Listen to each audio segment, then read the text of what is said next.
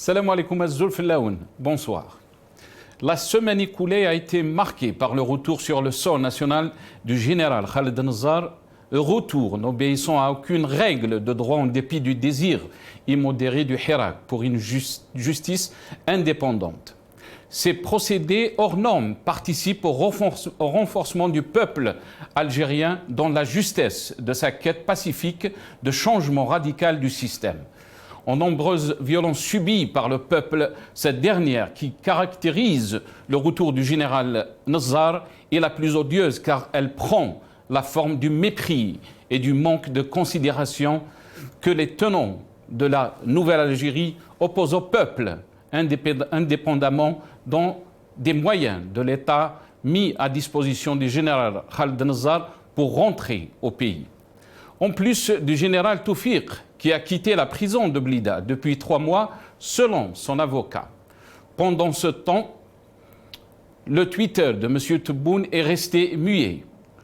Le compte à rebours a commencé, laissant apparaître quelques inquiétudes quant à la présence solennelle de M. Tebboune à Alger pour signer la loi de finances 2020-2021.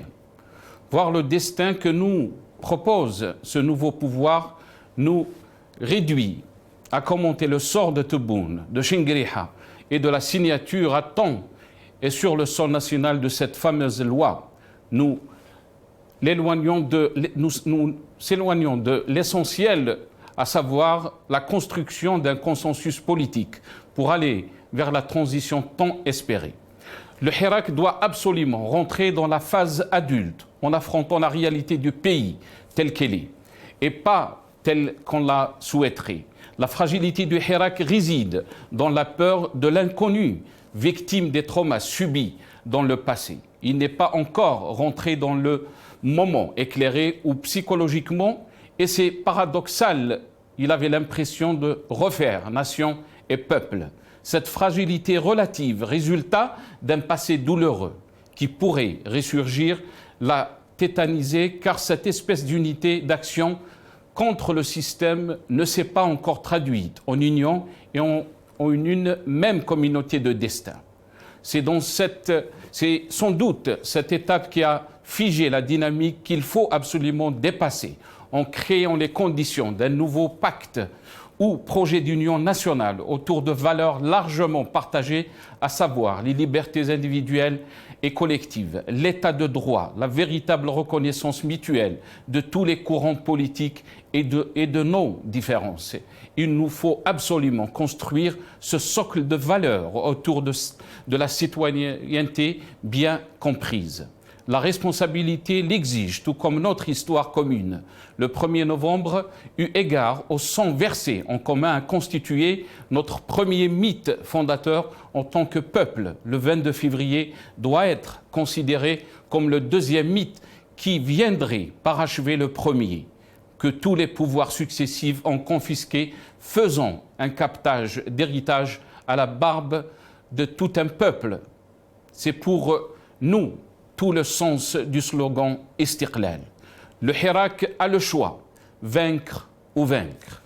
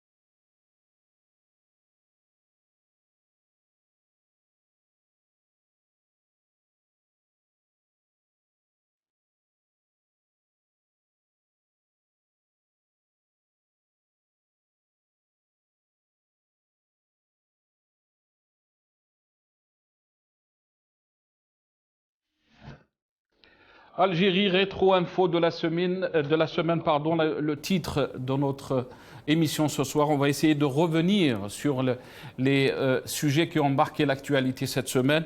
On aura comme invité Farida Hamidi, psychologue clinicienne, qu'elle sera avec nous depuis Paris via Skype. Farida Hamidi, merci d'avoir accepté l'invitation. Bonsoir. Bonsoir, merci à vous. Merci pour l'invitation. Bonsoir à tous. Merci. On aura aussi professeur Abbas Hamadan, analyste politique aussi, qui était ancien conseiller d'Ahmed Rabbi Rahmou. Il sera avec nous depuis Paris aussi via Skype. Abbas Hamadan, merci d'avoir accepté l'invitation. Bonsoir. Avec plaisir. Salam alaikum. Bonsoir. Alaykoum salam. Abbas Hamadan.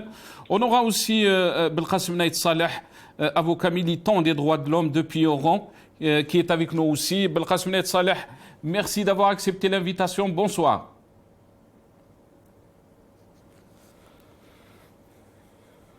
On a perdu, il semble. On aura aussi Boualem Amoura, secrétaire général du SATEF depuis Alger, via Skype, qui est avec nous aussi. Boualem Amoura. Boualem Amoura, merci d'avoir accepté l'invitation. Bonsoir. Azzoul Flag. Bonsoir Azzoul Flawad. Salam alaikum.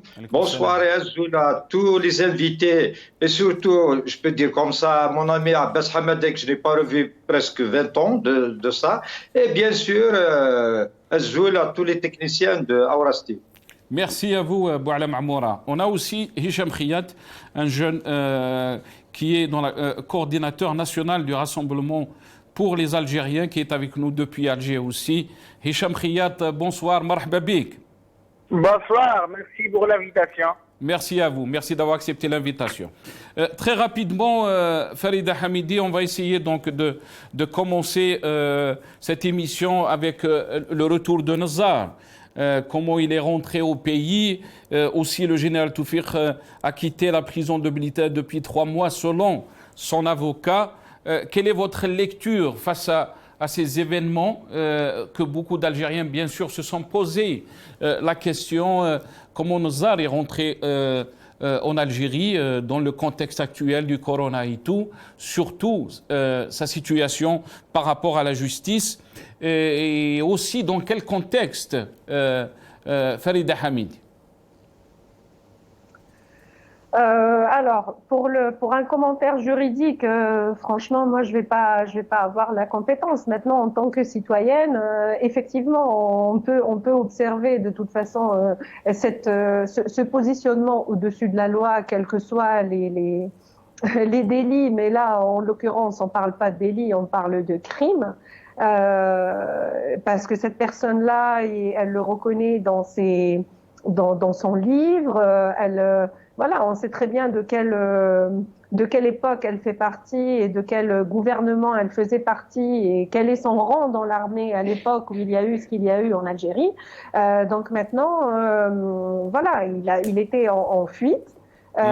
Du jour au lendemain, il y a un avion militaire qui a été dépêché. Il est rentré, il y a des photos d'ailleurs qui circulent sur les réseaux sociaux où il rentre avec un salut militaire de la part des personnes qui sont venues l'accompagner.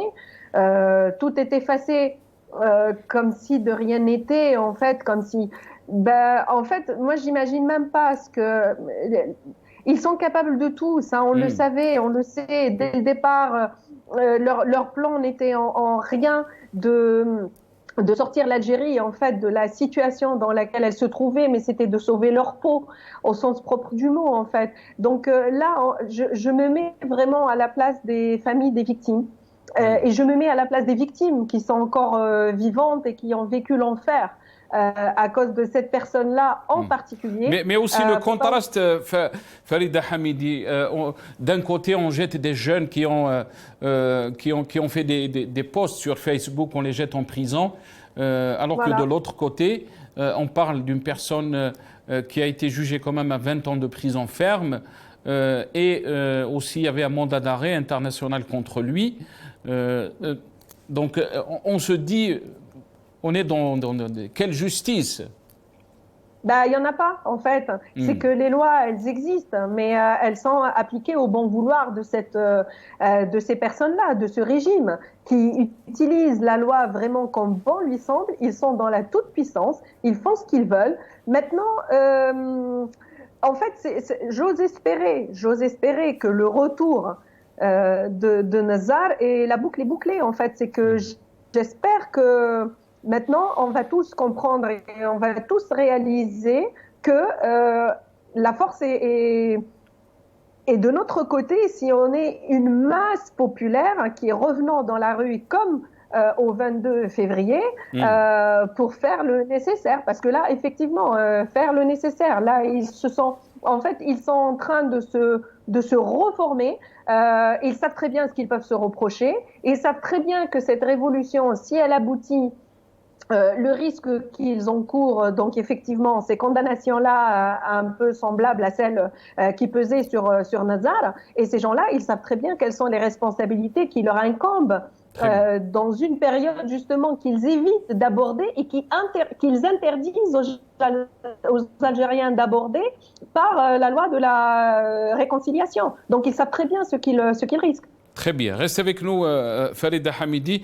On va donner la parole à Abbas Hamadan, analyste politique, ancien conseiller d'Aït Ahmed Rabbi Rahmou. Abbas Hamadan, d'abord un petit mot sur la commémoration donc, du décès d'Aït Ahmed Rabbi Rahmou.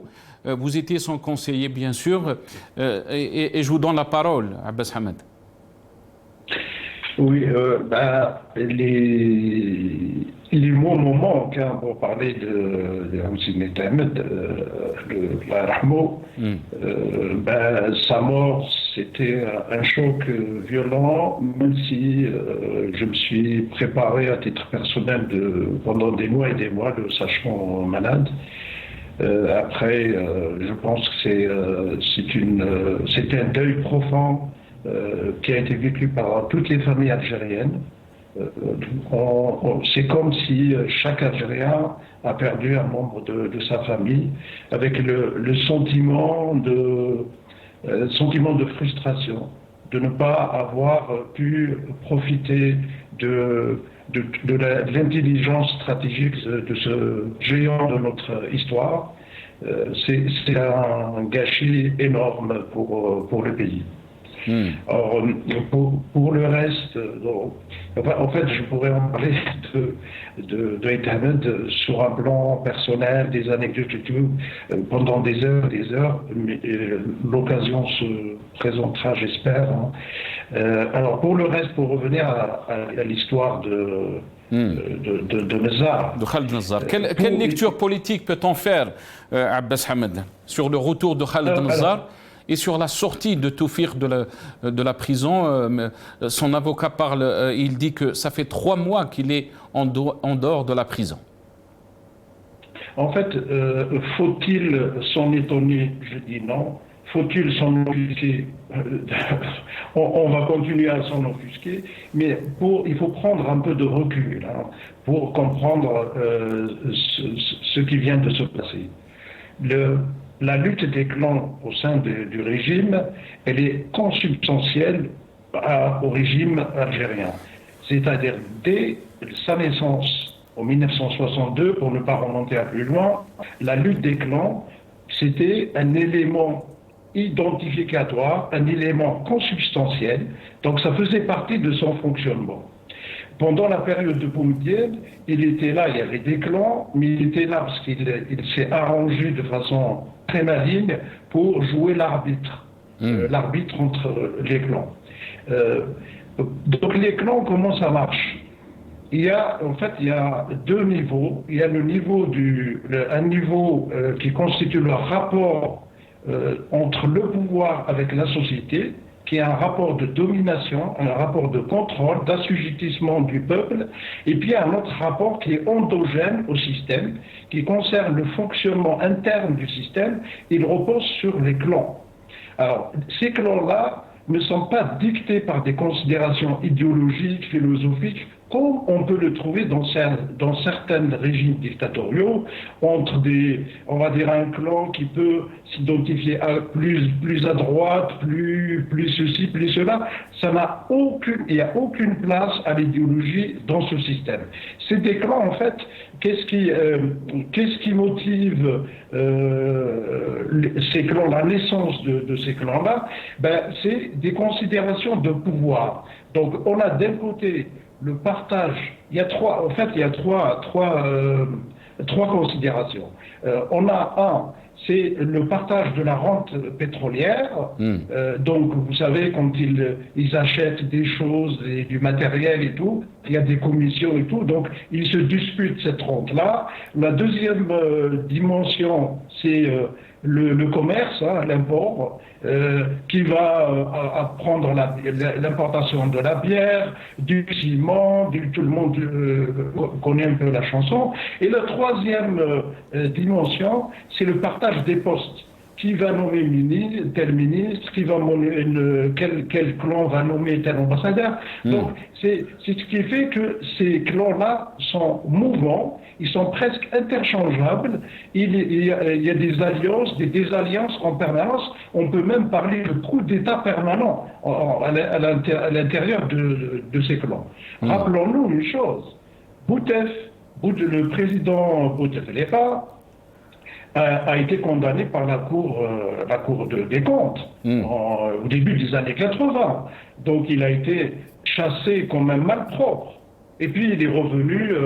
Donc c'est pas la première fois qu'on assiste à ce genre de truc.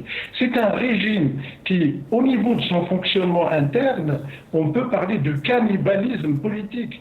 C'est-à-dire, quand il y a les clans, on est toujours à la recherche d'un équilibre entre les clans. Et dès qu'il y a des choses qui viennent de l'extérieur, par exemple le Hirak, je peux dire qu'il a accéléré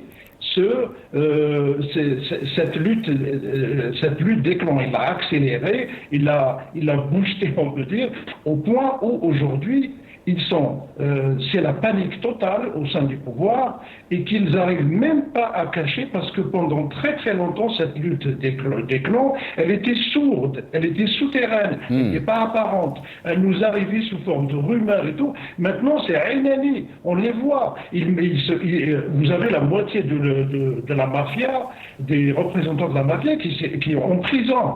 Donc, il n'y a rien qui nous étonne, ça fait partie du fonctionnement endogène de ce système. Il n'y a rien qui nous étonne, mais est-ce qu'ils ont toujours cette marge de manœuvre qu'ils avaient avant Abbas Hamadan? On va essayer de donner la parole à Boualem Ammoura qui est avec nous. Boualem Ammoura, merci encore une fois d'être avec nous. Vous êtes secrétaire général du SATEF. Quelle est votre lecture par rapport donc à cette question du retour de Nazar, de la sortie de prison de Toufiq?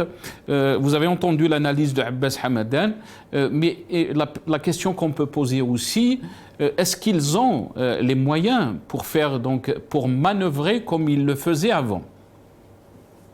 Merci. Mon ami Abbas Hamadan et madame aussi qui a intervenu avant lui ont bien expliqué les choses. Je voudrais juste ajouter que c'est un cadeau pour Nazar de fin d'année d'être revenu comme ça. Bien sûr, c'est la reconstitution aussi des clans dont parle notre ami Abbas Hamadan. Après, il l'a bien expliqué. Le Hirak a un petit peu désintégré les clans. Il a fait apparaître les clans au grand jour. Il y avait plus durant le Hirak, il n'y avait plus de clans.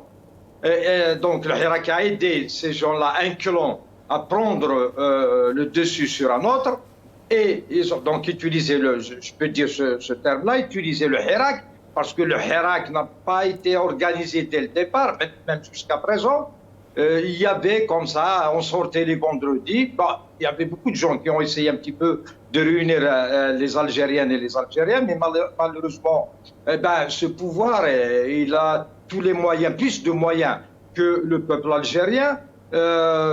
Donc, maintenant, quand on voit Nazar revenir, Toufiq libéré, c'est la reconstitution des clans. Mais ce que nous étonnons, c'est qu'il n'y a pas de communication de ce représentant de l'Algérie nouvelle, dont il veut dont il parle à chaque fois. Nous n'avons pas vu d'autres méthodes de communication. Il y a bien sûr un chargé à la communication auprès de la présidence de la République. Ça fait longtemps que nous ne l'avons pas entendu. Donc c'est comme si l'Algérie navigue à vue. Nous regardons que ce qui se passe sur Facebook. Des fois, on tire toutes les informations des réseaux sociaux. Des fois, elles sont vraies, des fois, elles sont fausses. Mais donc, je peux dire que pour le moment, ce pouvoir est en train de se régénérer. Cela ne nous étonne pas parce que, je vais rappeler quelque chose, il ne faut pas oublier que Nzar a été exfiltré de l'aéroport militaire du Bourget. Je ne me souviens plus de l'année parce qu'il y a eu une plainte qui a été déposée contre lui à Paris. Voilà, donc à 1h du matin, dans un aéroport militaire du Bourget.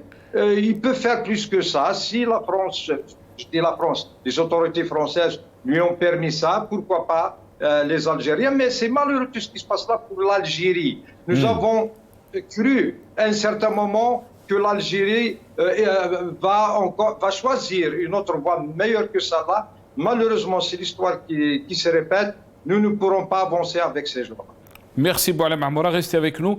Belkacem Naït Salah, maître Belkacem Naït Salah, avocat militant des droits de l'homme qui est avec nous depuis Oran. Marhaba bik, bonsoir maître. Marhaba bik, bonsoir à vous et à l'ensemble des intervenants ainsi qu'aux téléspectateurs. Merci à vous, maître. Maître Belkacem Naït Salah, sur ce retour de Khaled Nzar, beaucoup de questions, bien sûr, surtout sur le côté juridique, mais aussi sur sa lecture politique de ce retour. Votre sentiment, maître Belkacem Naït Salah? Tout d'abord, il ne faut pas être naïf. Il n'y a pas de lecture politique. On est dans un contexte de distraction. On continue à distraire. On absence de solution. On absence de bonne volonté pour résoudre la crise politique. On est toujours dans un autre épisode de distraction. Cette semaine, c'était Nzar et la semaine dernière, c'était l'intervention du président de la République. Et la semaine d'après, et on va continuer ainsi parce qu'il n'y a pas de solution. On ne veut pas aller au fond des problèmes pour des raisons objectives et aussi pour des raisons un peu farfelues parce qu'on n'est pas arrivé encore à sortir du choc, que ce soit le pouvoir réel du choc de 1992, que ce soit le pouvoir réel ou la société algérienne.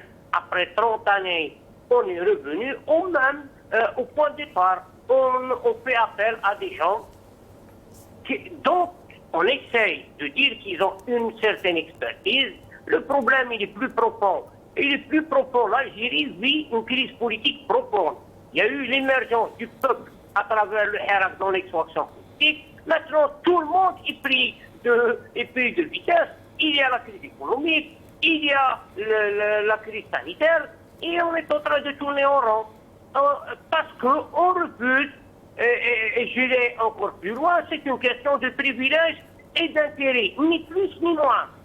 Alors, depuis 58 années, on a géré le pays d'une manière un peu bétale, d'une manière un peu incompréhensible, insensée. Maintenant, il faut récolter les échecs. Et depuis l'arrivée de Bouhab, alors là, c'est le drame, c'est le désastre. C'est la désarticulation totale de l'État algérien, de la société algérienne. Et il faut éviter, nous ne voulons plus de l'aventurisme. L'aventurisme, le peuple a compris. Il a payé lourdement, chèrement l'aventurisme politique des politicards. C'est politique. Et tout le monde est en train de courir vers le mangeoire pour faire acte d'intelligence. La société algérienne vit une crise, l'État algérien vit une crise, le pouvoir réel vit une crise.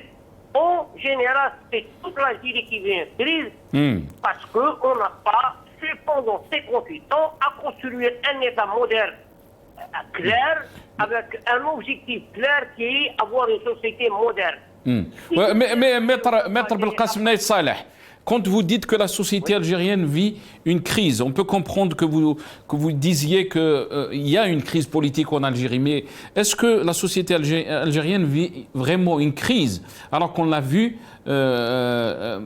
se soulever le 22 février 2019 pour demander donc qu'il y ait des réformes du système, qu'il y ait une rupture avec le système qui, pour eux, a ruiné l'Algérie, a mené l'Algérie à une impasse, à toutes ces crises dont vous avez cité. Est-ce que donc la société est en crise, vous le pensez vraiment? Ah oui, oui, je vous le dis en toute franchise. Moi, je ne suis pas un adepte du mensonge ni de l'hypocrisie. La société algérienne vit une crise. Le peuple algérien vit une crise à la fois identitaire, une crise politique, une crise culturelle, une crise... Je dirais que le fondement, pourquoi le peuple s'est... Il y a une partie du peuple qui a bénéficié de la rente. Il y a eu cette politique de distribution. Je dirais que les Algériens, les élites, ont été d'une manière ou d'une autre, directement ou indirectement, complices de la mauvaise gestion. Les Algériens n'en parlaient pas tant que la rente, elle était distribuée et que tout le monde en bénéficiait. Mais l'État algérien, le pays, l'Algérie en tant qu'État, elle est passée en second. L'intérêt général passait en second. Tout le monde se voilait la face, tout le monde cachait comme une autruche, elle cachait parce qu'elle ne voulait pas voir la réalité de la gouvernance, qui était la corruption, qui était l'inégalité entre les Algériens en droit, qui était les problèmes identitaires, et tout le monde trouvait son compte. Soyons sérieux, quand on remet en cause, je dirais que l'échec est patent pour le pouvoir réel. Depuis 5 juillet 1962, il n'a pas construit un État moderne, ni une société moderne. Mais la société algérienne, elle a, c'est tout le monde. Mais c'est la faute de qui, Maître Belkacem Nait Saleh? Moi, je vais être honnête, c'est la faute, elle est partagée la faute. La faute de... c'est la faute de tout le monde, vous êtes en train de dire. Non, je dirais que le tort est partagé, mais la société algérienne, ce qu'elle a subi, est dû à une politique qui a été suivie et des choix depuis 1962 où on a mis le peuple algérien, la société algérienne, on a voulu la régenter et on a mis le peuple sous tutelle. À partir de là, tout le désastre est venu. Tout le drame que vit l'Algérie depuis 58 ans, il est là. Il est à l'échec. Maintenant, nous réclamons un État. Qu'est-ce que les Algériens ont fait pour que l'État soit égalitaire? Moi, je vous dirais que, regardez les Algériens. Il y a une partie des Algériens qui constitue une base sociale du système, qui a bénéficié des privilèges, qui est au-dessus, qui n'accepte pas qu'elle soit au-dessus de la loi, qui accepte les privilèges, qui accepte quel que soit, qui accepte la corruption, qui accepte la mauvaise gouvernance, qui accepte les privilèges et les intérêts, et j'en passe des meilleurs. Très bien, restez avec nous. Maître Belkacem Nait Saleh, on va donner la parole à Hicham Khiyad, qui est un jeune, je l'avais dit, coordinateur national du Rassemblement pour les Algériens. Comment il voit les choses en tant que jeune, avec le dynamisme de Hira qu'on a vu le 22 février 2019. Hicham Khiyad, merci encore une fois d'être avec nous dans cette émission. Le contexte actuel politique nous amène à dire que le système, il est en train de se régénérer, il est en train de revenir aux mêmes pratiques, continuer dans les mêmes pratiques, autant que jeune hirakiste qui est sorti donc dans les rues pour demander le changement du système. Est-ce que vous êtes déçu? Comment vous avez trouvé donc le retour de Khaled Nzar et Toufiq qui est sorti de prison? Premièrement, merci pour votre invitation. C'est sûr, ça veut dire maintenant, jour après jour, on découvre plus que ce système, il n'est pas parti. Ce système, il est en train de se régénérer, comme tu as dit. D'ailleurs, on a dit ça en 2019, en mars, en avril. Attention, ce système militaire ne peut pas partir comme ça, sans sacrifice, sans vraiment révolution qui va jusqu'au bout.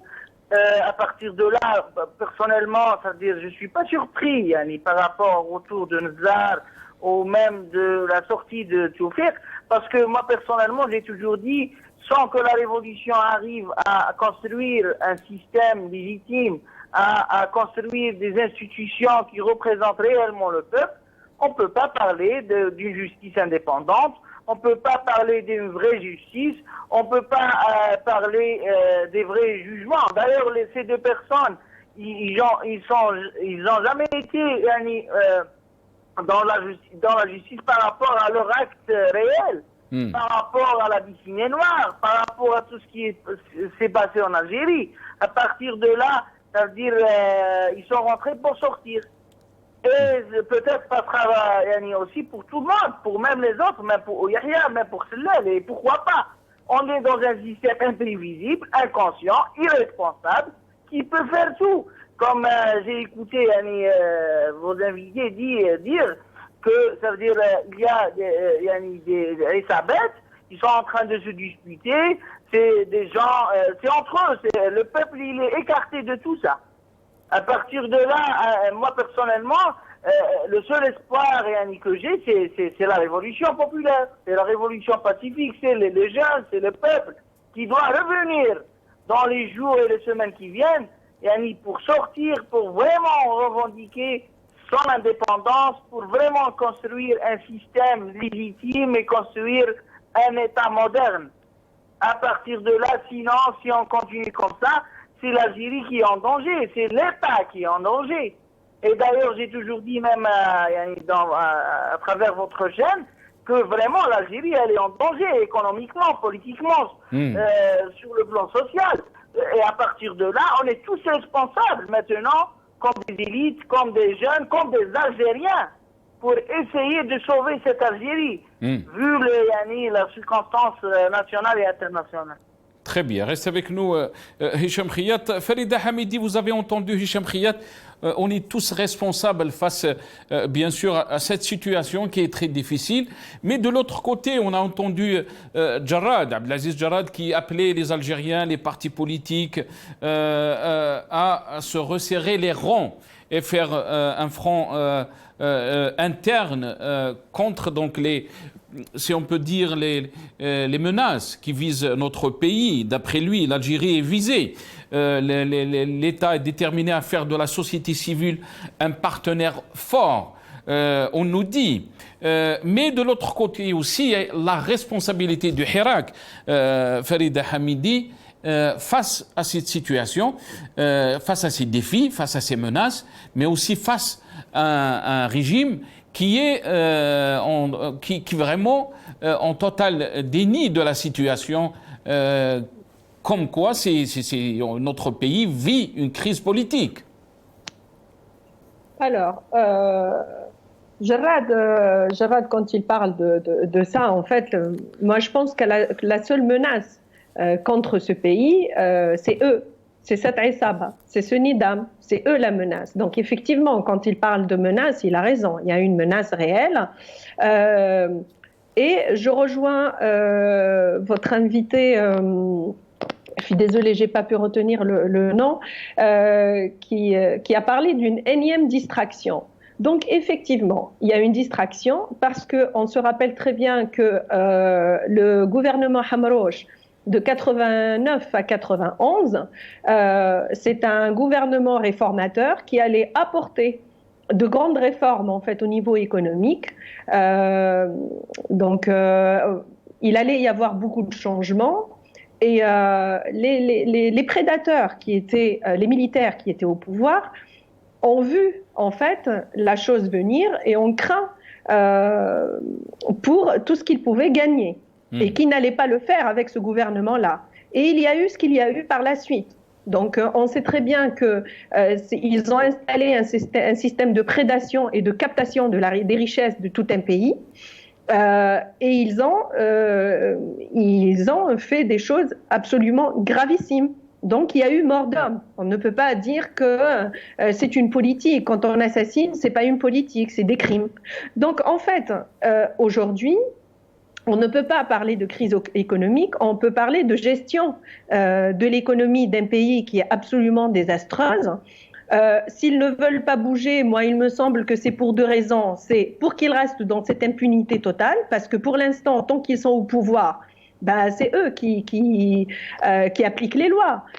Et les lois, ils vont les appliquer à qui? Aux hirakistes, aux gens qui les dérangent, aux gens qui demandent à ce que le système yitnaha ga, voilà. Et quand on parle de système yitnaha ga, c'est pas le système en lui-même, c'est les personnes qui l'instrumentalisent. Parce que le système, il va subsister à ces gens-là parce qu'il y aura d'autres personnes à la place. Nous voulons d'autres personnes qui ne sont pas dans cette perspective de nehb, de prédation comme ça des richesses d'un pays à 100% et de priver le citoyen algérien de ses droits les plus élémentaires. Parce que pendant ce temps, quand on enlève une peine de 20 ans à un homme qui est absolument, oui bien sûr, qui a commis les crimes qui lui sont reprochés. Et d'ailleurs, effectivement, il a été exfiltré en fait de l'aéroport de Villacoublay de Paris. C'est pas l'aéroport du Bourget, c'est l'aéroport du Villacoublay, il me semble, en 2011. Et que pendant ce temps, vous avez un Rachid Nekez, qui d'ailleurs, par une lettre, a qualifié ces conditions de détention en prison de Guantanamo. Voilà, vous avez une réponse en fait à la question. Et quelque part, oui, peut-être que son retour maintenant, Nazar, on a vu la boucle est bouclée, c'est ce que j'ai dit tout à l'heure, mais maintenant on a un clan qui est clairement identifié. Très voilà, bien. il est clairement identifié. Très bien. Abbas Hamadan, si on revient aussi, beaucoup d'observateurs aussi nous disent que Nazar n'est plus Nazar des années 90, Toufiq n'est plus Toufiq des années 90. On nous parle de ce régime, mais le régime n'est plus le régime de ces 20 dernières années. On a vu donc le peuple comté, il s'est soulevé. Le régime a eu des fissures, donc il y a eu des fissures au sein de ce régime, et vous l'avez, beaucoup d'observateurs ont dit de cette crise qui est profonde au sein de ce régime. Quel moyen il a donc ce régime pour manœuvrer face à la détermination du peuple algérien? Et quand je dis face à la détermination, bien sûr, si le Hirak revient en force. Alors, il faut revenir à des définitions de base, il me semble. Hein. C'est quoi l'équation du régime en place depuis 1962? L'équation, elle est simple. Vous avez l'état-major de l'armée, je ne parle pas de l'institution militaire, je parle de l'état-major qui est au cœur du pouvoir. Toutes les grandes questions les grandes décisions sont prises, réfléchies et tranchées au niveau de l'état-major de l'armée. Donc, ça s'est traduit depuis 1962 par une confiscation de l'indépendance de l'Algérie, une confiscation de la souveraineté populaire. Donc, le peuple, il y a une continuité par rapport au colonialisme, à la période colonialiste, c'est-à-dire l'exclusion du peuple de la décision du processus politique.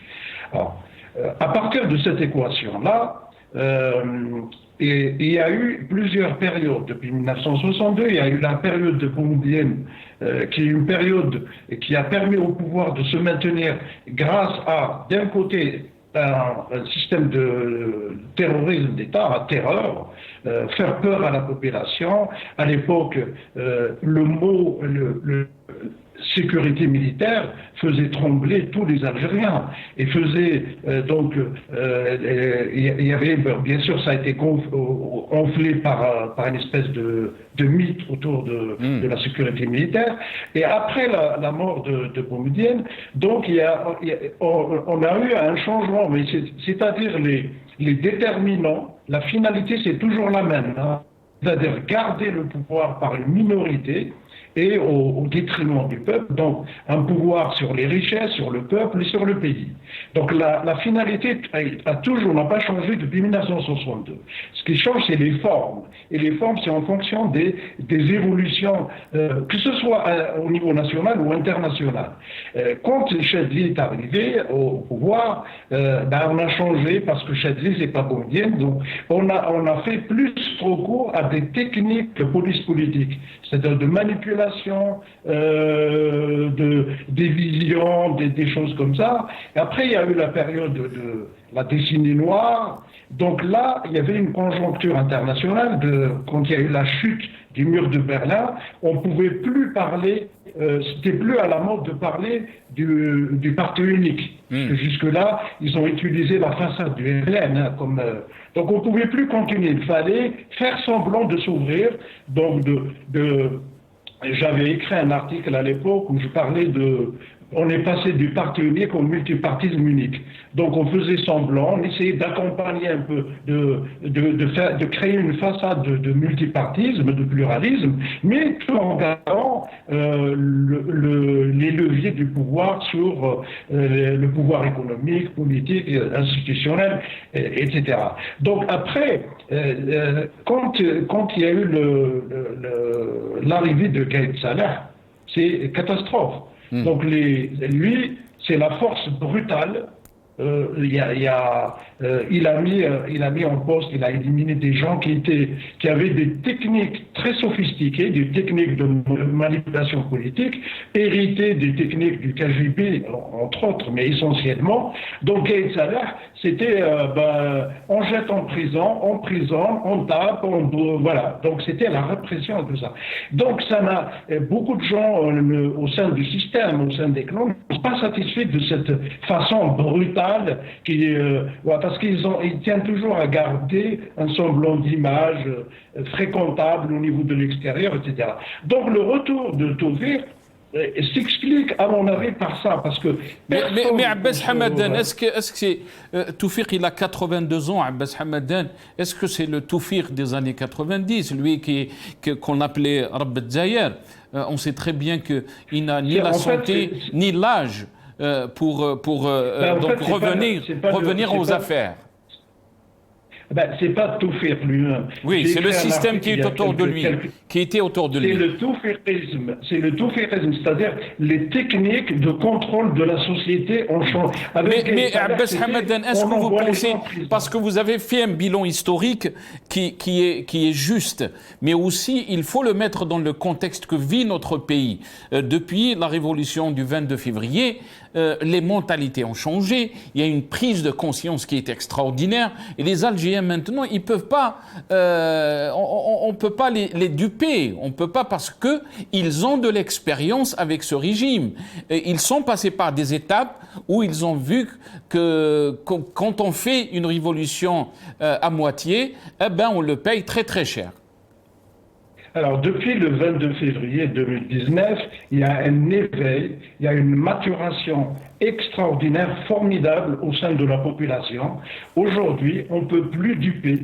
Toutes les techniques de manipulation, que ce soit celles de l'époque de Taoufir ou avant ou après, ne marchent plus. Le peuple algérien connaît trop bien le pouvoir aujourd'hui, mais malheureusement pas l'inverse. Le pouvoir ne connaît pas le peuple algérien. Il continue de le traiter comme si les temps ont changé, alors qu'aujourd'hui il a affaire à des nouvelles générations qu'on ne peut pas duper comme ça, qu'on ne peut pas mener en bateau, et qui sont très, très, très politisés. Et le Hirak, justement, l'un des plus grands acquis du Hirak, c'est qu'il a provoqué une accélération de la maturation politique au niveau de la société. Les sujets, les grilles de lecture qui étaient utilisées par certains, on va dire, personnes qui étaient politisées et tout, aujourd'hui sont à la portée du plus grand nombre. On les entend dans la rue, etc. etc. C'est quelque chose de formidable. Le Hirak, il a aussi permis de rapprocher les Algériens. On ne peut plus aujourd'hui opposer les Kabyles, machin et tout. On essaye, on tente et tout, mais ça ne marche plus. Ça marche de façon très marginale. Très bien. Restez avec nous, Abbas Hamadan. Boualem Amoura, la question économique peut accentuer, donc, ou, si on peut dire, accélérer le retour du Hirak. On va essayer de parler bien sûr avec nos invités, Farid Hamidi qui sont en France et aussi Abbas Hamadan, de la marche de demain. Mais d'après vous, Boualem Amoura, cette menace de la crise économique qui peut toucher des millions d'Algériens, des difficultés bien sûr, qui peut accélérer le retour du Hirak. Comment vous le sentez-vous? Est-ce que le régime peut faire face? Est-ce qu'il a les moyens de faire face donc à cette situation? Merci. Justement, notre avocat, Maître Nate Salah, avait parlé de crise économique. Bien sûr, il avait dit que tout le monde avait bénéficié. Là, je ne suis pas d'accord avec lui. Nous vivons en Algérie. Nous avons vu la misère des Algériens. Nous avons vu qui a été condamné pour corruption. Nous avons vu aujourd'hui encore, et je vais arriver à votre question, que des travailleurs algériens ne peuvent pas nourrir leur famille. Je parle de nourrir. Alors, ne parlons pas de loisirs, ni de se soigner, ou de nourrir. Parce que quand vous avez un travailleur, ce qu'on appelle les corps communs, ou les ouvriers professionnels, qui ne touchent même pas 20 000 dinars, même pas le SNMG algérien en 2020. C'est 18 000 dinars qu'ils touchent. Donc là, je peux dire que oui, il y a danger sur l'État algérien. En ce qui concerne votre question, eh bien, le Hirak a déjà commencé dans le secteur de l'éducation. Pour vous citer, la wilaya de Msila, qui a brisé le mur de la peur, pour répondre à notre avocat, M. Nate Salah. Bien sûr que ce n'est pas la faute à tout le monde, à tous les Algériens. Mon ami Abbas Hamadallah s'est bien expliqué, il y avait de la terreur. Dans ce pays, il y a encore de la terreur. Lorsque, comme ça, là, on innocente des gens qui ont du sang sur la main, et on emprisonne des innocents, des Algériens qui demandent à vivre librement, démocratiquement dans leur pays. Leur seul tort, c'est d'avoir aimé l'Algérie. On a vu que Pinochet, il avait plus, je pense, de 85 ans lorsqu'il a été condamné. Le maréchal Pétain, si je ne me trompe pas, Ceausescu. On a vu des gens, des mouvements. Avant le 22 février 2019, Chedli avait, Abbas Hamadani, je me souviens très bien, en 80, il avait qualifié le mouvement de la Kabylie de chahut de gamins. Il y a eu... Boualem Amoura, je pense qu'on l'a perdu. On a perdu Boualem Amoura. On va donner la parole à Belkacem Nate Salah, parce que Belkacem Nate Salah aussi a mentionné le problème de la crise économique. Et il a parlé aussi de multicrises qui peut donc secouer notre pays. Belkacem Nate Salah, est-ce que vous pensez que ces multicrises qui peuvent secouer notre pays peuvent accélérer aussi le retour du Hirak? On a comme un sentiment que les Algériens attendent un peu que cette pandémie parte ou va mieux pour revenir en force. Qu'est-ce que vous en pensez, Belkacem Nate Salah? Tout d'abord, une précision de taille. Soyons sérieux. Quand je dis, moi j'ai appelé, moi je ne parle pas des problèmes catégoriels. Moi, quand je parle, ayons le courage de faire l'inventaire de 20 années de Bouteflika et qu'est-ce qu'il a fait comme manœuvre dans le domaine social et qui en ont bénéficié. Alors, de grâce, moi, je n'ai pas parlé de tous les Algériens, mais j'ai parlé de ceux qui ont bénéficié du système de la rente. Et là, je m'arrêterai. La question fondamentale, qui est le problème politique. Maintenant, avec la pandémie et la crise économique, je parle de crise économique, elle est structurelle et institutionnelle. Alors, qu'on ne nous parle pas il faut nuancer, savoir nuancer. Les Algériens sont sortis en février, pas seulement contre le 5e mandat, mais il y avait les prémices. Pourquoi il y a eu cette confrontation au sein du pouvoir? Il y a eu cette confrontation parce qu'il n'y avait plus, le pouvoir n'avait plus les moyens d'une politique sociale distributrice de la rente. Du moment qu'il manquait les moyens de la politique, de sa politique sociale, à partir de là, en absence de moyens et surtout d'argent, il ne pouvait pas faire les revendications et distribuer la rente et à tout bout de champ, au crédit, on sait, j'en passe des meilleurs, et catégoriel, du social, du logement, aider, et j'en passe. Parce que nous avons une économie entière. Nous ne sommes pas un pays producteur de richesse. Et les Algériens le savent très bien et ils s'accommodent. Nous parlons de pays. Moi, je ne parle pas d'une boutique. Moi, je parle d'un pays. Quand on parle d'un pays, on parle d'un État. Il faut qu'on assume aussi notre part de responsabilité. Nous parlons de l'Algérie. Moi, je ne parle pas d'un régime ou d'un système politique. Je parle de l'Algérie en tant que pays. Je parle de l'Algérie en tant que peuple. Mais Maître Belkacem Naïd Saleh, يعني les gens qui nous suivent باش يفهموا, pour qu'ils comprennent comment on peut définir notre part de responsabilité. Comment vous pouvez définir cette part de responsabilité du peuple algérien. Certes que beaucoup aussi sont dans votre avis parlent d'une responsabilité qui est commune.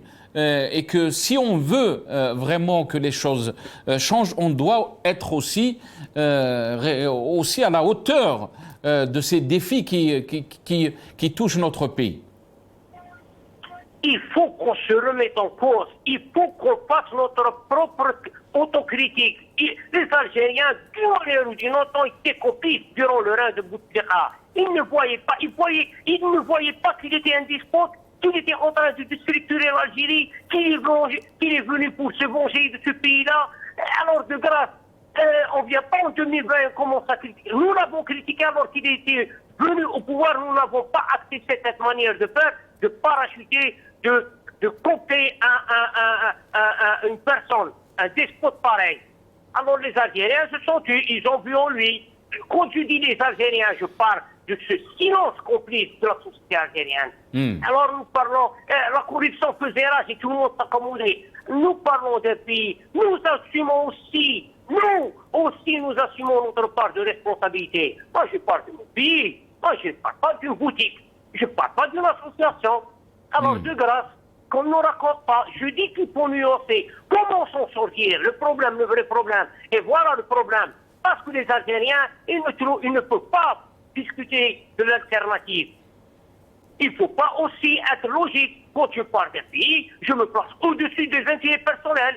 Je dis qu'il ne faut pas aussi donner le pays, les clés du pays à des aventuriers. Soyons sérieux. Et nous vivons dans la société algérienne vit des clivages terribles. Alors on n'en parle pas parce que ce n'est pas adapté, ce n'est pas accommodant. Non. L'Algérie a des problèmes politiques. Oui, mais aussi ces clivages, Maître Belkacem, ces clivages ont été nourris par le régime et ça a été son fer de lance aussi. Bien sûr, le pouvoir faisait de la politique et le pouvoir ne pouvait pas régner que dans la division du peuple. Alors, qu'on ne parle pas d'unité. Quand le feu chef d'état-major, Gaïta, il en a parlé. Il a pris des mesures purement, je dirais, insensées contre le drapeau al-Nazir. Alors les Algériens ont commencé, nous ne voulons pas, c'est des zouaves, ils n'ont pas, c'est des meilleurs. La société algérienne, oui. Après on nous parle, les démocrates, les laïcs, les islamistes. L'Algérie se fera dans le consensus et elle se fera, l'avenir se fera dans la synthèse de tous les courants. Et il n'est plus le temps d'ignorer X ou Y. Très bien, restez avec nous. Restez avec nous, Maître Belkacem Naïd Saleh. On va donner la parole à Hicham Khiyat. Hicham Khiyat, comment s'en sortir en tant que jeune? Comment vous voyez la solution? On va parler de cette marche qui est prévue donc demain à Paris, qui est organisée par la diaspora à l'occasion donc de la commémoration du décès de Abban Ramadan, Rabbi Rahmou. Et on me dit aussi que le slogan Dawla Madaniya Mashi Askaria sera très fort demain. Comment peut-on s'en sortir, Hicham Khiyat, en tant que jeune?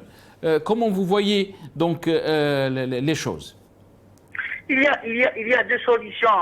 Personnellement, j'ai toujours reparlé de ça. La première des choses, il faut que la révolution, c'est-à-dire les marches reviennent dans les jours et les semaines qui viennent, Inch'Allah, et en masse.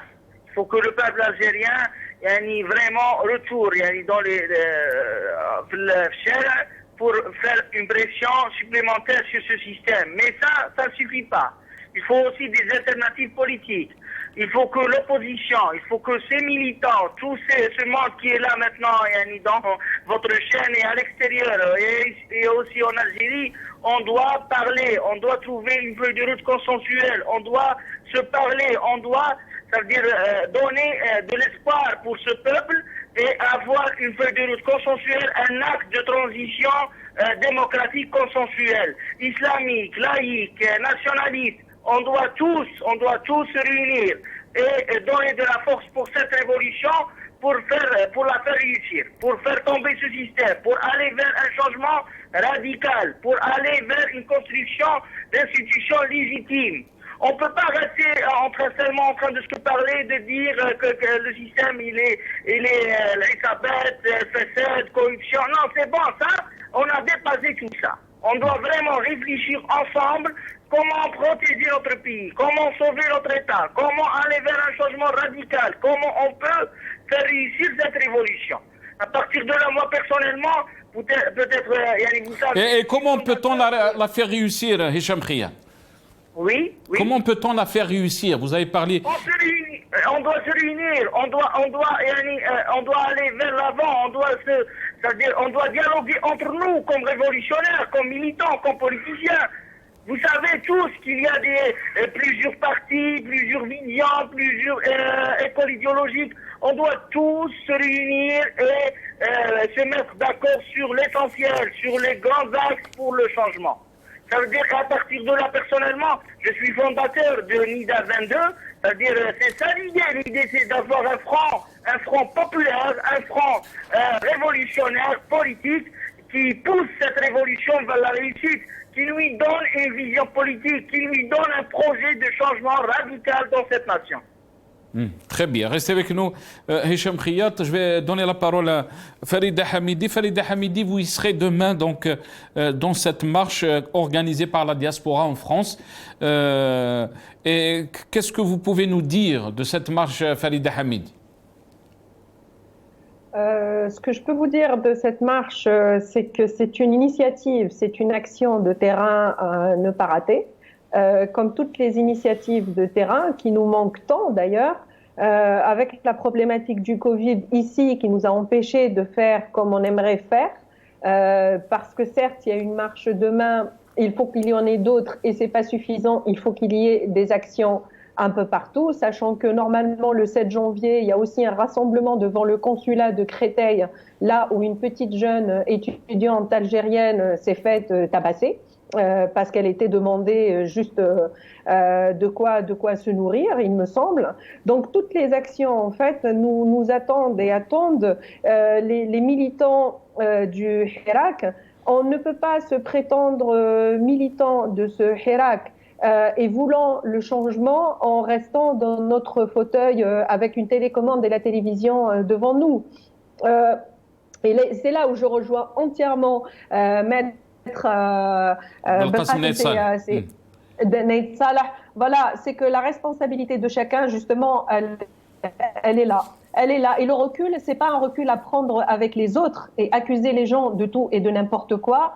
Le recul, il est avec soi-même. Et ça se fera naturellement ensuite avec les autres, en fait. Donc, tant qu'on est incapable de prendre du recul avec soi-même, on sera incapable de prendre du recul avec les autres. Donc, demain, en fait, moi, j'ai juste un mot à dire. Demain, c'est pas marcher avec ou marcher pour. Demain, c'est marcher vers la liberté. Voilà. Et si on marche bien ensemble, on marche pour l'Algérie.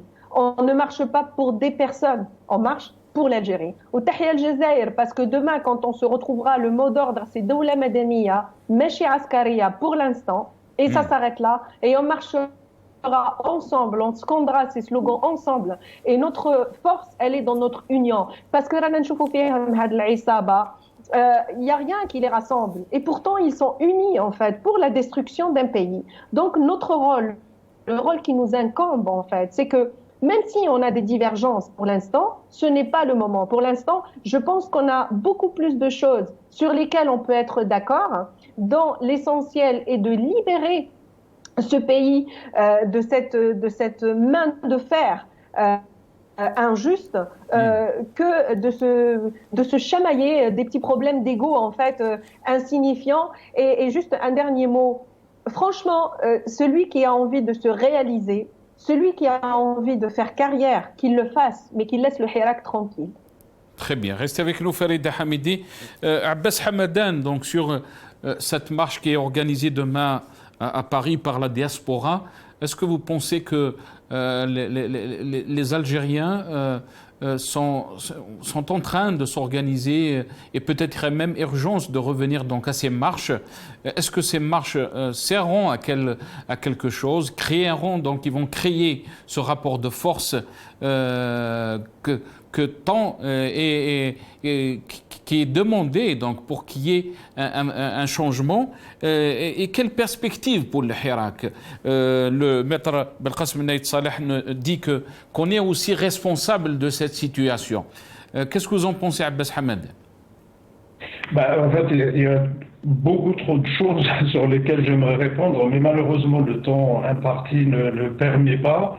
Juste pour revenir sur la responsabilité du peuple et tout, personnellement, je me retiens, je refuse de renvoyer dos à dos la responsabilité d'un régime installé qui a confisqué l'indépendance, qui a assassiné des historiques de la guerre de libération, qui a ouvert les portes aux DAF, aux déserteurs de l'armée française, qui a ruiné le pays, qui a volé des centaines de milliards de dollars avec le peuple. Ce qui s'est passé après l'indépendance, il y a eu une guerre terrible sur la population dans laquelle l'armée française a utilisé les moyens répressifs les plus extrêmes, du napalm, du déplacement de population. Il y a eu plus de 3 millions de personnes qui ont été déplacées de force, etc.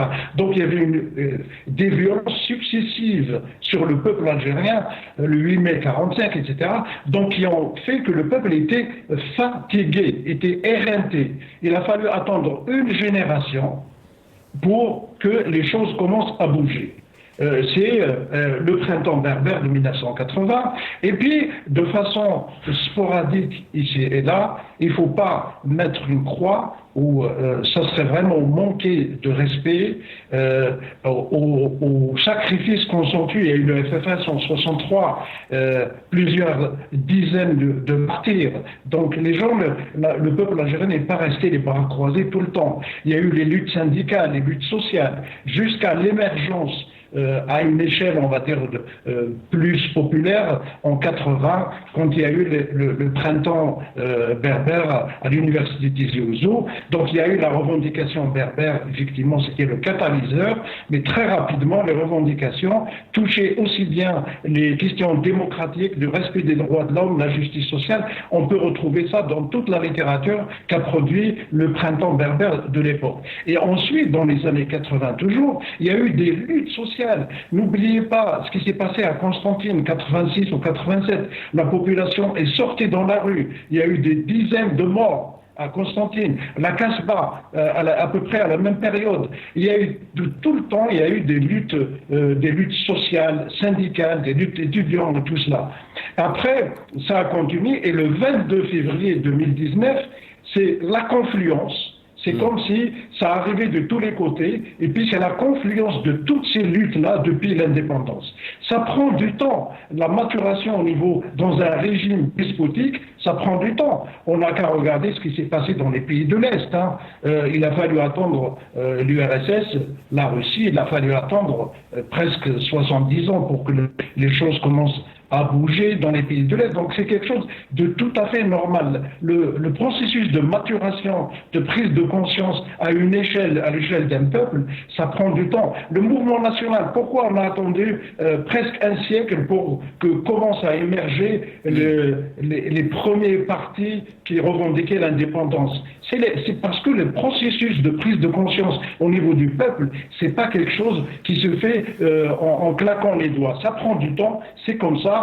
Toutes les études anthropologiques peuvent le montrer. Pour le reste, la marche de demain, franchement, moi je n'hésite pas une seule seconde à participer à toutes les marches dès lors qu'elles s'inscrivent dans le cadre de changement, la revendication du changement du système. Et moi, j'ai une petite nuance par rapport à Madaniya Majid Askaria. C'est un slogan qui me plaît, mais je trouve insuffisant.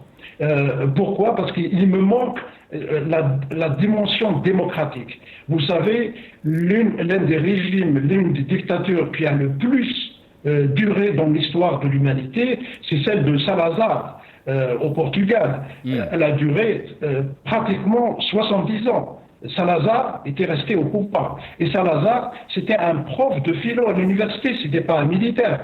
Donc quand on dit Dawla Madaniya, je comprends que ça s'inscrit par rapport au congrès de la Soumam, ça s'inscrit, c'est en opposition par rapport à la dictature militaire qui se vit en Algérie depuis l'indépendance, mais je trouve insuffisant. Il faut qu'il soit complété, c'est-à-dire, c'est pas un changement, on va changer des militaires à des civils en gardant un système despotique, même si je sais que c'est sous-entendu, c'est comme ça que c'est compris dans la tête de la majorité écrasante, mais méfions-nous quand même. Mais Abbas Hamad, je vais revenir à vous, parce que la question de reprendre donc les marches et de continuer à marcher, mais aussi quelle solution? Est-ce qu'il faut juste reprendre les marches, qu'il faut juste continuer à marcher? Est-ce que vous pensez que c'est une forme aussi de rapport de force dont j'avais mentionné? Je reviens à vous sur cette question. Belkacem Naït Saleh, je pense qu'on me dit Boualem Amoura est de retour. Boualem Amoura, sur cette question donc du retour du Hirak et sur les marches donc, et la marche de demain qui est organisée donc à Paris par la diaspora, est-ce que c'est une forme de rapport de force qu'il faut donc exercer face à ce régime dont beaucoup disent qu'il est aussi en crise?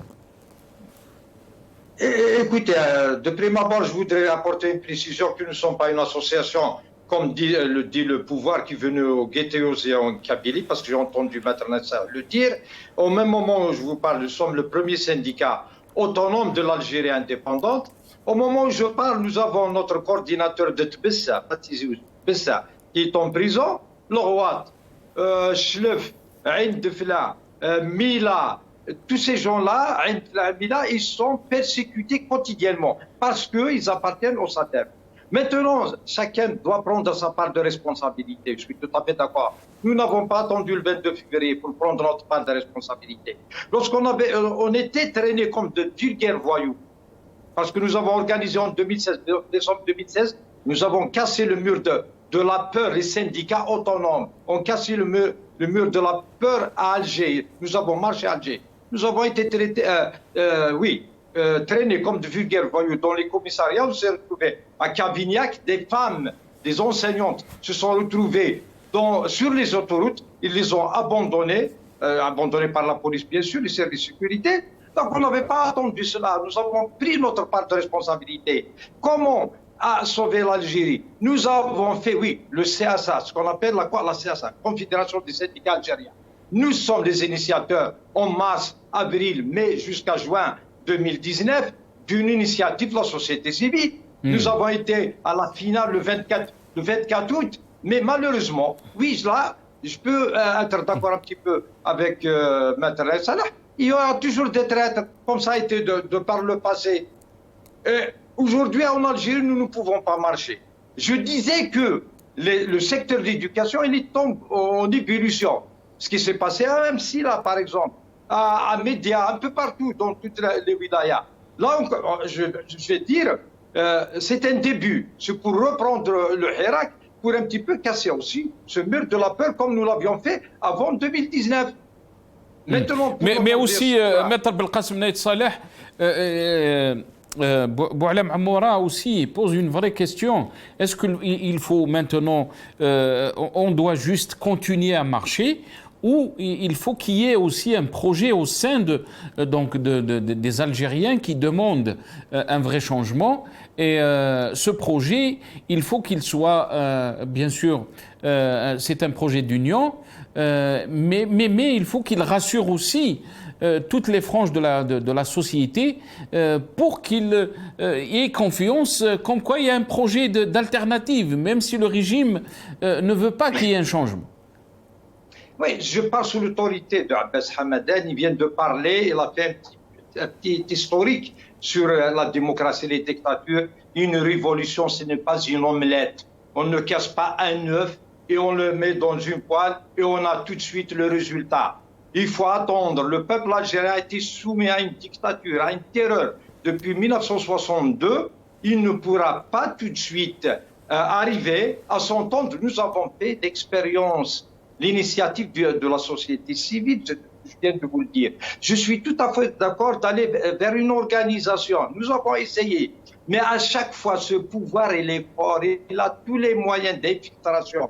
Il a ses partis, ses associations. Il a les finances nécessaires, malgré que l'Algérie est en crise. Mais ils auront toujours de quoi payer les gens. Bien. De quoi proposer aux gens des postes. Il y aura toujours des opportunistes, il y en avait, il y en aura encore. Nous sommes de ces gens-là qui disent qu'il faut organiser. Nous l'avons dit en plein Irak. Certains nous ont traités, comme on avait fait à l'époque, de sécurité militaire, parce qu'on voulait aller vers une plus grande démocratisation. Maintenant, quand on parle d'organisation, pas de structuration, on vous dit aussi que vous êtes du pouvoir. C'est là le problème. Donc il faut laisser mûrir la proposition. Restez avec nous, Boualem Amoura.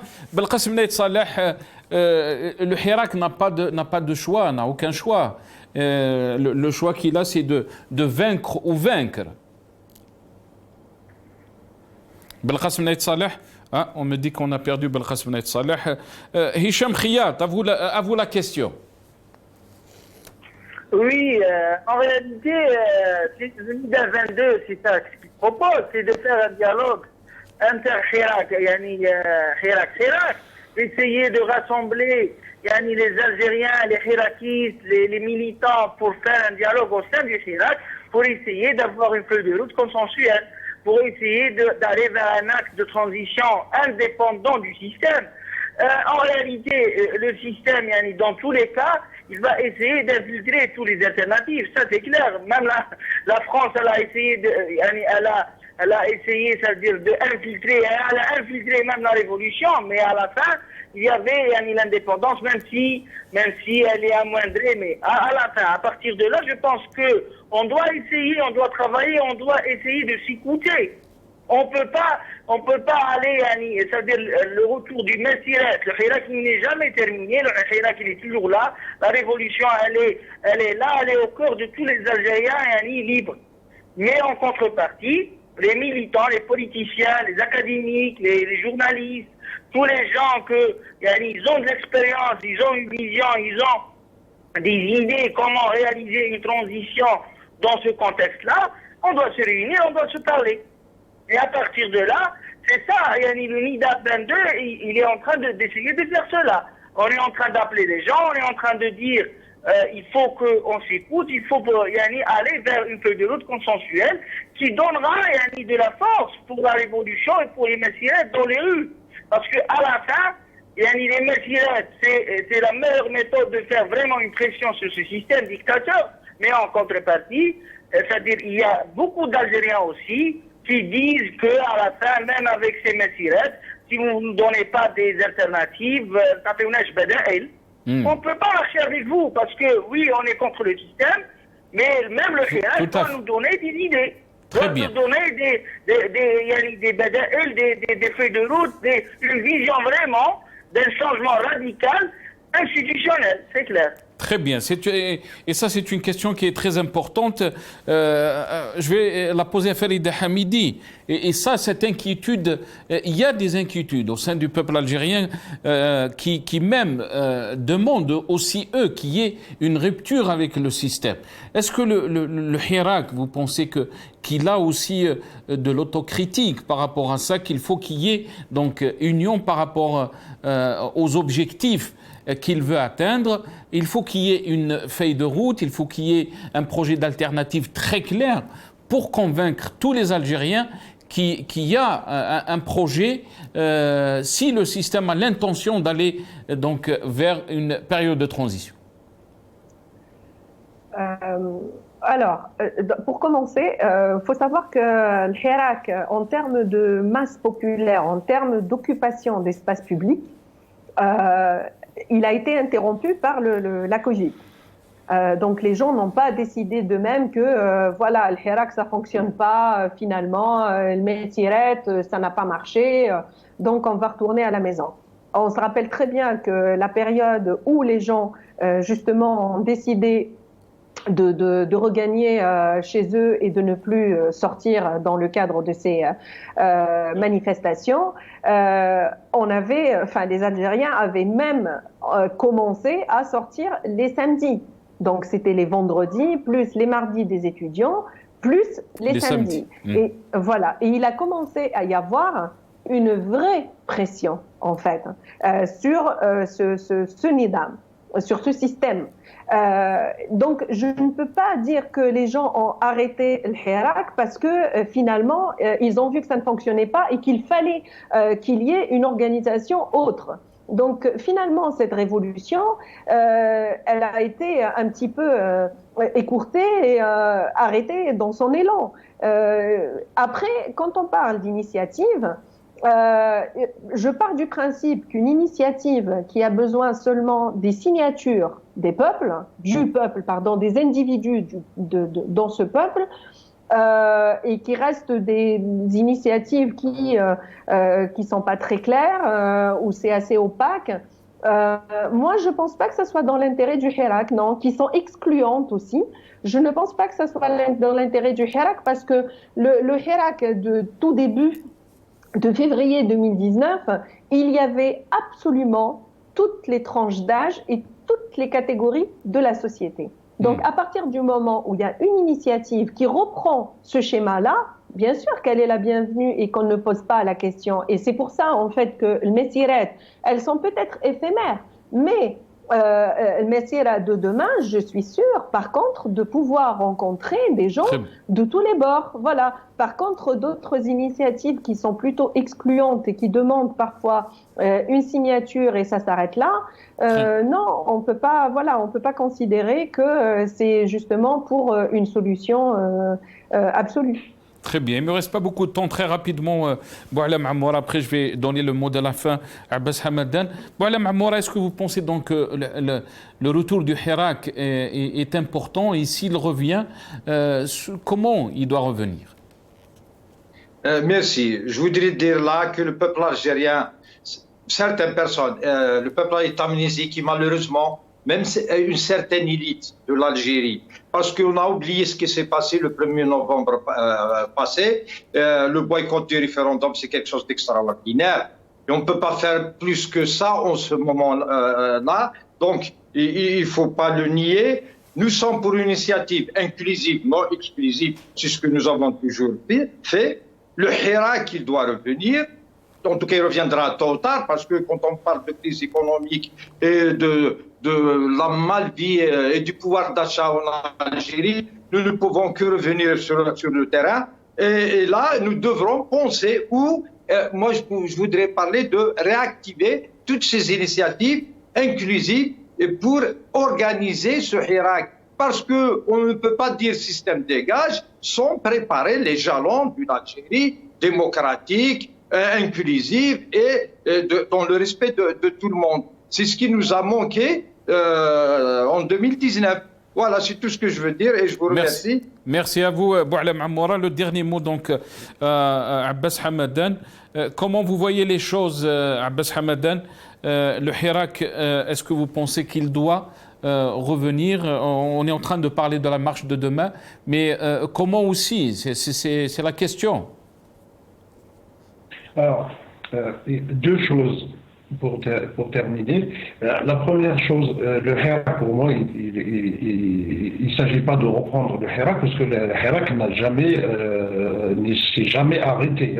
Il a continué sous d'autres formes, parce qu'il a été contraint à suspendre les marches à cause de... et là, il a fait preuve pour moi d'une grande responsabilité, sens de responsabilité. Il a continué à travers les réseaux sociaux, à travers le boycott de la mascarade électorale pour les élections présidentielles et puis pour la révision de la Constitution.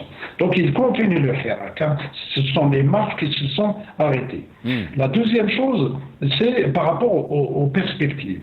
Vous savez, quand il y a eu les manifestations du 11 décembre 60, tout le monde pensait que la révolution algérienne était vaincue. Il a fallu qu'un acteur que personne n'attendait, qui s'appelle le peuple, sorte dans la rue pour que le rapport de force bascule complètement. Le 11 décembre, il y a eu les marches. 5 jours après, une résolution au niveau de l'Assemblée générale de l'ONU a été votée reconnaissant au peuple, à tous les peuples, le droit à l'autodétermination.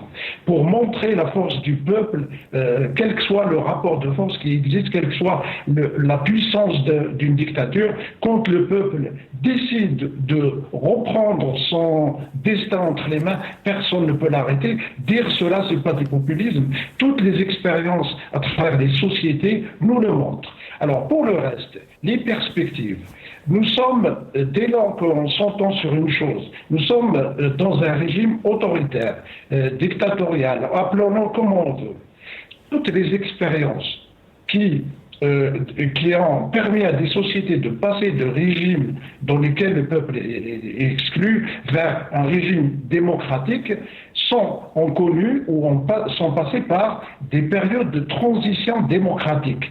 Alors, tout le débat, c'est sur comment organiser cette transition démocratique. Personnellement, je ne suis pas le seul. Il y a des dizaines de travaux qui ont été produits soit par des individus, par des groupes et tout. Moi, je suis allé dans le détail sur quelles sont les institutions de transition, etc. Donc, sur le papier, l'assise théorique de l'organisation de la transition, elle existe. Maintenant, il faut juste la mettre, elle existe, elle peut être soumise à des débats, etc. Il s'agit maintenant de la mettre en place. Mais ça, tant que le système ne change pas, on ne peut pas aller au bout des choses. Ça ne peut être que des esquisses de solutions. Merci à vous, Abbas Hamadan. Merci à vous. Vous étiez avec nous depuis Paris via Skype. Abbas Hamadan, analyste politique, ancien conseiller de Aït Ahmed. Merci à vous, Farida Hamidi, psychologue clinicienne. Vous étiez avec nous aussi via Skype. Maître Belkacem Naït Salah, avocat militant des droits de l'homme, qui est avec nous depuis Oran. Hicham Khiyat, coordinateur national du Rassemblement pour les Algériens, qui était avec nous depuis Alger. Et Boualem Amoura, secrétaire général du SATEF, qui est avec nous via Skype depuis Alger aussi. Ya'tikoum saha. Je vous retrouve demain, Inch'Allah.